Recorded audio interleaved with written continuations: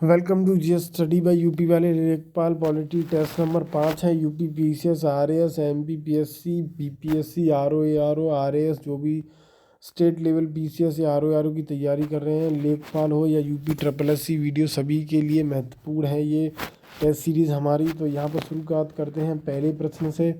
भारतीय संविधान के अनुच्छेद 170 के अनुसार किसी राज्य की विधानसभा के सदस्यों की न्यूनतम या अधिकतम संख्या, यानी कि किसी भी विधानसभा में कितने विधायक हो सकते हैं अधिकतम और कितने न्यूनतम हो सकते हैं, कितने हो सकते हैं न्यूनतम और कितने अधिकतम हो सकते हैं। तो यहाँ पर 40 और 400 दे रखा है, 50 या 450, 50 या 500 या 60 या 500। तो 60 या 500 हो सकते हैं किसी भी विधानसभा में। न्यूनतम सदस्य संख्या जो चुनाव होगा वो कितने हैं, 60, और अधिकतम कितने हैं, 500।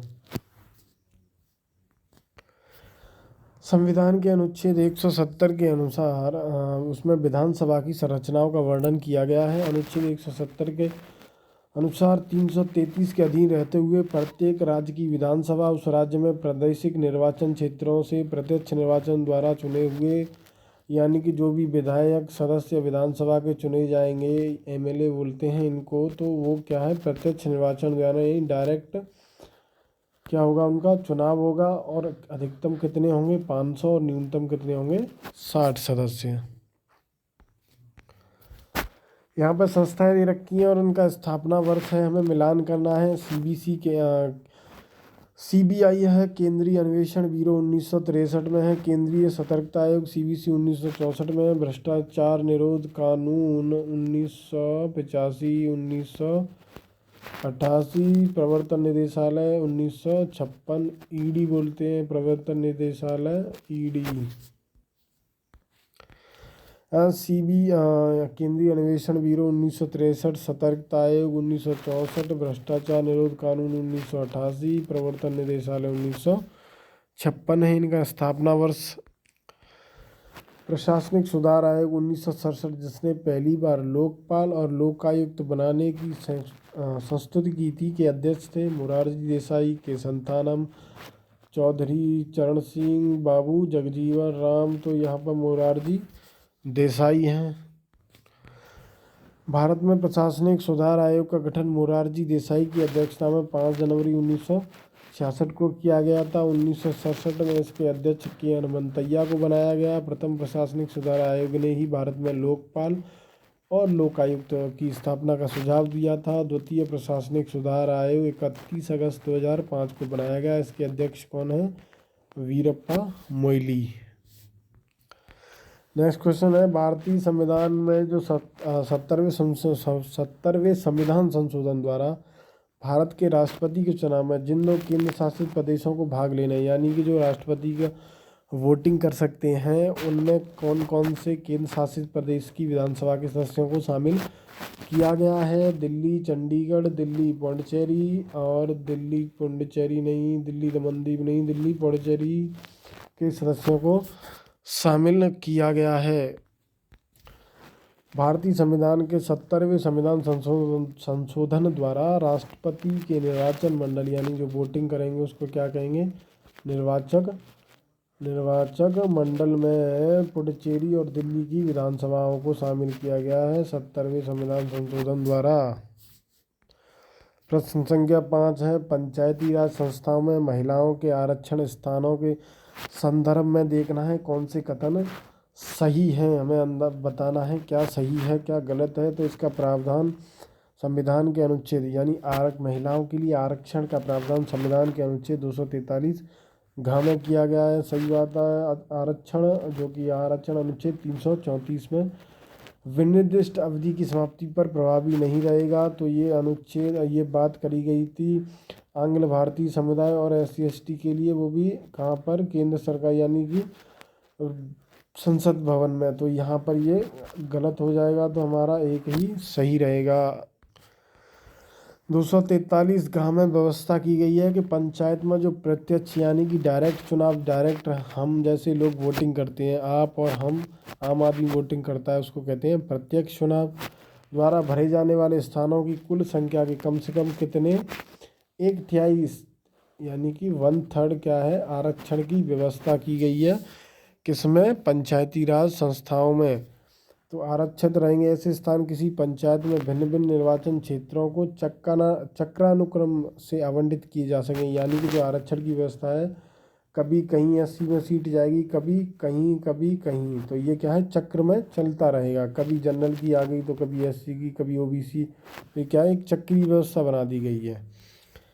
यहाँ पर देखेंगे इस प्रकार प्रश्नगत कथन एक सत्य है, जबकि अनुच्छेद 334 में विनिर्दिष्ट आरक्षण की अवधि 70 वर्ष लोकसभा और राज्यों की विधानसभा में एंग्लो इंडियन और SC/ST के स्थानों से संबंधित है।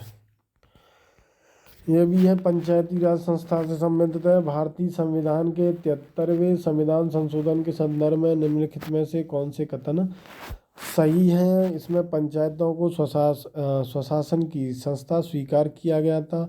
इसमें पंचायती राज को लागू कर दिया गया। 73वें संविधान संशोधन द्वारा 24 अप्रैल 1993 को इसमें शहरी स्थानीय सरकार को स्वशासन की संस्था स्वीकार किया गया। गलत है ये, कौन से में 74वें संविधान संशोधन में स्वीकार किया गया तो यहाँ पर केवल एक सही है। व्याख्या देखें, भारतीय संविधान के 73वें संविधान संशोधन 1992 द्वारा संविधान में एक नया भाग 9 और एक नई अनुसूची 11वीं जोड़ी गई, जिसमें 29 विषय और पंचायती राज व्यवस्था को संवैधानिक दर्जा प्रदान किया गया। किसके द्वारा, 73वें संविधान संशोधन 1992 या कभी कभी 93 दे रखा होता है। भाग 9 तथा एक नई अनुसूची 11वीं जोड़ दी है। कितने विषय हैं पंचायती राज संस्था में, 29 विषय हैं। जबकि 74वें संविधान संशोधन द्वारा शहरी स्थानीय संस्थाओं को संवैधानिक दर्जा दिया गया है। कौन से 74वें संविधान संशोधन द्वारा, और शहरी स्थानीय सरकार को 18 विषय संबंधित कार्य दिए गए हैं। निम्नलिखित में से कौन एक भारतीय संविधान के अंतर्गत आपात की घोषणा का आधार नहीं हो सकता है। तो युद्ध के आधार पर कर सकते हैं, बाहरी आक्रमण के आधार, सशस्त्र विद्रोह, तीनों के आधार पर करते हैं। आंतरिक अशांति के आधार पर नहीं करेंगे। पहले आंतरिक अशांति के आधार पर आपात की घोषणा करी थी इंदिरा गांधी जी ने, उसके बाद ये व्यवस्था खत्म कर दी गई है। इसके आधार पर क्या कर दिया गया है, सशस्त्र विद्रोह। भारतीय संविधान के भाग 18 अनुच्छेद 352 के तहत आपातकाल की व्यवस्था है। यह राष्ट्रपति को समाधान हो जाता है कि भारत या उसके किसी राज्य क्षेत्र के किसी भाग में युद्ध, भारी आक्रमण या सशस्त्र विद्रोह के कारण गंभीर आपात स्थिति विद्यमान है, तो वह आपात की व्यवस्था कर सकता है। लेकिन 44वां संविधान संशोधन अधिनियम 1978 द्वारा आंतरिक अशांति शब्द को हटाकर सशस्त्र विद्रोह शब्द जोड़ा गया था, जिसका दुरुपयोग किया था आंतरिक अशांति का किसने, इंदिरा गांधी जी ने।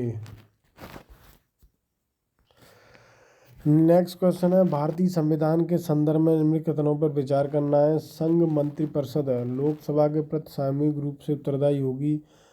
मंत्रिपरिषद लोकसभा के प्रति उत्तरदायी होती है। मंत्रिपरिषद को विश्वास हासिल करना होता है लोकसभा में।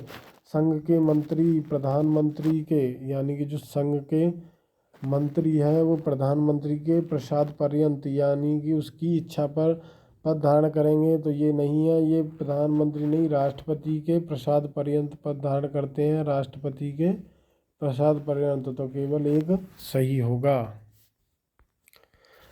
भारतीय संविधान के अनुच्छेद 75(3) में यह कहा गया है कि संघ मंत्रिपरिषद लोकसभा के प्रति सामूहिक रूप से उत्तरदायी होती है, जबकि अनुच्छेद 75(2) के अनुसार संघ के मंत्री राष्ट्रपति के प्रसाद पर्यंत पद धारण करेंगे। प्रश्न संख्या 9 है, सूची 2 और सूची 1 को मिलाना है हमें। 7वीं अनुसूची में क्या है, 8वीं में क्या है, 9वीं में क्या है और 10वीं में क्या है। तो 10वीं में दल परिवर्तन के आधार पर निरर्हता दल बदल करता है, तो उसको अध्यक्ष क्या कर देता है, निरर्ह घोषित कर देगा या अयोग्य घोषित कर देता है। 8वीं अनुसूची में क्या किया गया है, भाषाओं का वर्णन किया गया है, 22 भाषाओं का वर्णन किया गया है 8वीं अनुसूची में। 7वीं अनुसूची में क्या किया गया है, विधायी शक्तियों का वितरण किया गया है, संघ सूची, राज्य सूची, समवर्ती सूची, तो ये कौन सी है, 7वीं अनुसूची में। और 9वीं अनुसूची में क्या है, कुछ अधिनियमों का विधि मान्यीकरण है। कौन क्या है, विधि मान्यीकरण। सातवीं अनुसूची में विधायी शक्तियों का वितरण, संघ राज्य समवर्ती सूची। आठवीं अनुसूची में भाषाएं हैं, 22 भाषाएं हैं। नौवीं अनुसूची में कुछ अधिनियमों का विधिमान्यीकरण। 10वीं अनुसूची में दल परिवर्तन के आधार पर निर्भरता। नेक्स्ट क्वेश्चन है, पंचायत में कौन से संविधान के अंदर सम्मिलित नहीं है? पंचायती राज व्यवस्था है भाग 9 में। नगर पालिकाएँ 9 काम है, यानी कि पंचायती राज संस्थाओं का वर्णन 9 में किया गया है। नगर पालिकाएँ यानी शहरी स्थानीय स्वशासन किसमें है? 9 काम हैं। सहकारी समितियाँ, कोऑपरेटिव सोसाइटी 9 खामे हैं। अधिकरण ट्राइब्यूनल्स कितने में हैं? ये 14 काम हैं, ना कि 10 में। भारतीय संविधान के भाग 10 का संबंध अधिकरण से ना होकर अनुसूचित क्षेत्रों से संबंधित है। तो ये 10 प्रश्न हैं, बहुत ही महत्वपूर्ण हैं। या तो आपको कहीं ना कहीं व्याख्या से या डायरेक्ट प्रश्न किसी भी एग्ज़ाम में मिल सकता है, तो इनका रिवीजन करते रहिए लगातार। धन्यवाद।